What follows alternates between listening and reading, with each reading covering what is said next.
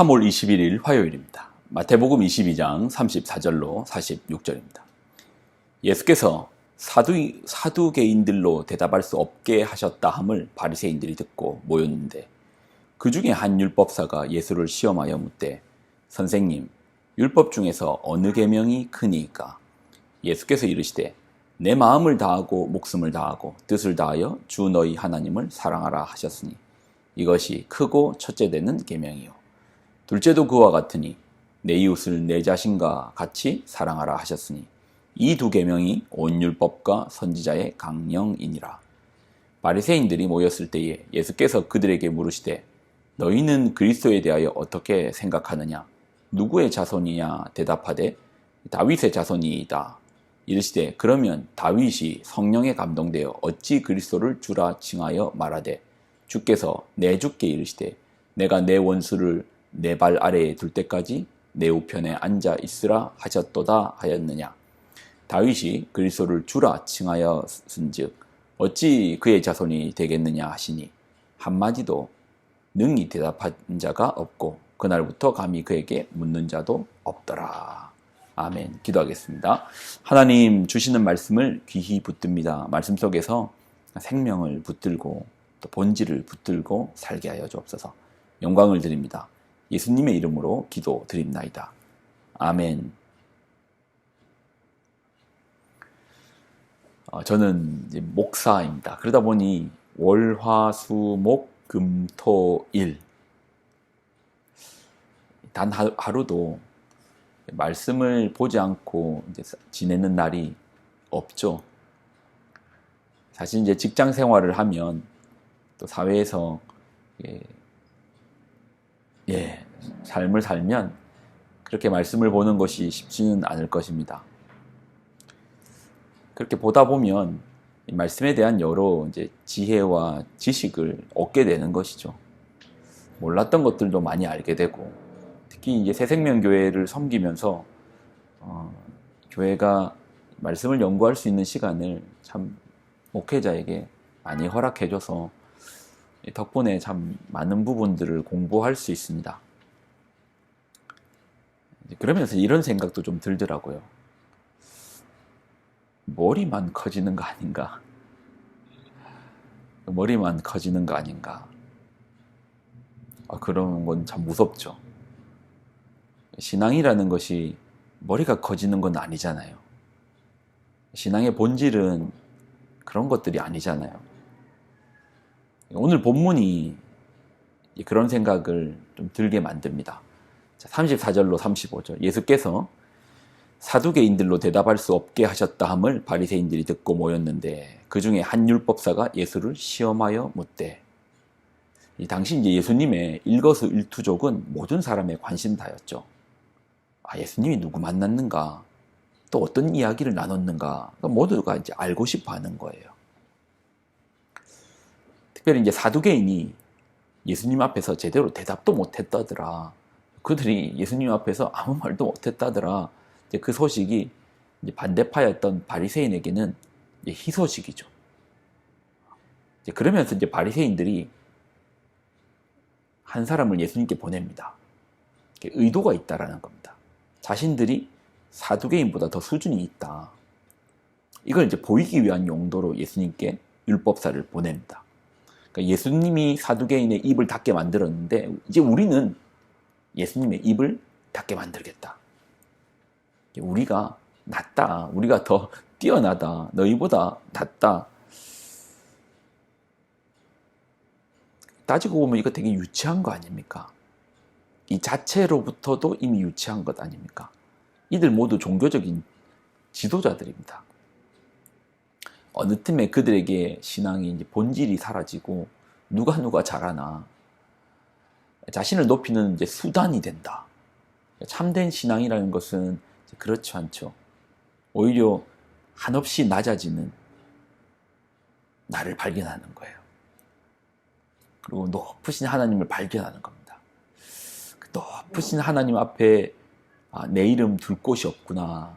오직 그분 앞에 나아가 경배하는 것이 참된 신앙이구나. 근데 그런 본질이 사라지면 신앙이 우리를 높이는 수단이 돼요. 신앙은 낮아짐인데, 하나님만 높이는 것인데 어떻게 신앙이 나를 높이는 수단이 되는가? 이게 정 없는 얘기인가? 아니요. 우리 안에서도 종교적 권력, 또 신앙의 지식의 말씀, 성경의 지식의 권력이 권력화되어서 낮아짐으로 섬기는 것이 아니고 높아짐으로, 이걸 마치 나는 무언가를 가지고 있는 사람이야, 나는 너희보다 나아, 똑똑한 사람이야, 이걸 드러내는 그런 허상이 되죠. 말씀이란 거울 앞에서 우리는 그 거울 앞에 나를 발견하고, 야, 나의 잘못됨을 말씀의 거울 앞에 비추어서 이렇게 살면 안 되겠구나. 또 말씀이라는 안경을 통해서 예수님의 모습을 보면서, 야, 우리의 구원자가 가셨던 그 길을 나도 따라야겠다. 그런 것들이 필요하겠죠. 자, 오늘 본문을 조금만 더 보면, 오늘 본문에 보면 율법사가 예수님께 묻습니다. 한마디로 말하면 율법 중에 어느 게 제일 크냐? 사실 이제 율법은 높낮이를 따지지 않는다고 합니다.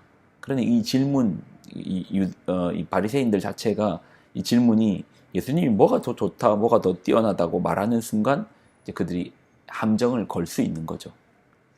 자, 예수님께서는 하나님을 사랑하는 것, 또 이웃을 사랑하는 것을 말씀해 주십니다.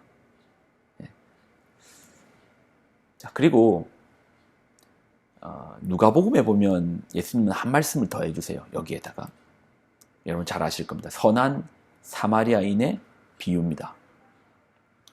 자, 그러면서 결론을 이렇게 내으십니다. 자, 누가복음 10장 37절 이르되 자비를 베푼 자니이다. 예수께서 이르시되 가서 너도 이와 같이 하라. 가서 너도 이와 같이 하라. 우리가 아는 것만큼, 하나님 말씀을 아는 것만큼, 그 깊이만큼 살아낸다면 많은 변화가 있을 겁니다.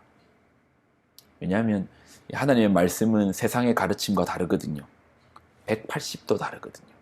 그러니 드러날 수밖에 없죠. 남들 모두 오른쪽으로 가는데 180도 다른 왼쪽으로 가니까 너 어디 가? 너 왜 그래? 왜 너만 그래? 남들 다 저렇게 가잖아. 남들 다 저렇게 살잖아. 왜 너만 그래? 표가 나겠죠. 근데 머리만 커지면 표가 안 나요. 하나님께서 우리에게 말씀을 주시는 이유가 뭡니까? 살라라는 것이죠. 어떻게 해요? 이렇게 살라라는 겁니다. 이게 참된 행복이다. 이게 참된 거룩이다. 이게 참된 인생이다. 이렇게 살라. 신앙의 본질은, 그러면서 최고의 율법을 예수님은 하나님 사랑, 이웃 사랑이라는 사실을 가르쳐 주셨습니다. 근데 신앙의 본질은 이 사실을 아는 게 중요한 게 아니고 그 사랑으로 너도 한번 살아보아라. 그런 사랑으로 너도 한번 살아보아라. 살아내보아라. 변화가 있을 것이다. 바뀜이 있을 것이다. 저도 그래야겠습니다. 하나님의 말씀을 알고 묵상하는 것, 그러나 그 알고 묵상하는 것과 동일하게 그 말씀으로 한 구절의 말씀이라도 살아보는 것, 그 말씀을 부여잡고 한 말씀으로도 살아보는 것. 오늘 우리에게 사랑하라, 사랑하라, 하나님을 참으로 사랑하는 마음, 그리고 하나님 우리에게 허락하여 주신 가장 가까이 있는 가족이라는 이웃, 그리고 우리 동네 이웃부터 해가지고 선교지의 이웃까지 사람들을 바라볼 때 우리가 뭐 특별한 많은 것을 못 해줄 수도 있습니다. 근데 사랑이라는 게 눈빛 한 번만 가지고도 사람의 감동을 주지 않습니까? 사랑의 눈빛으로 바라만 보아도 설렘이 있잖아요. 그리고 오늘 하루는 세상을 살면서 저는 설렘이 있는 눈빛으로 살도록 노력하겠습니다. 지금 좀 설레시나요? 기도하겠습니다. 하나님, 감사와 영광을 드립니다. 우리로 주의 말씀을 붙들고 사는 자, 신앙의 본질적인 것을 가지고 그 본질의 말씀을 살아내는 자, 그런 우리가 되도록 도와주옵소서. 영광을 드립니다. 예수님의 이름으로 기도드립나이다. 아멘.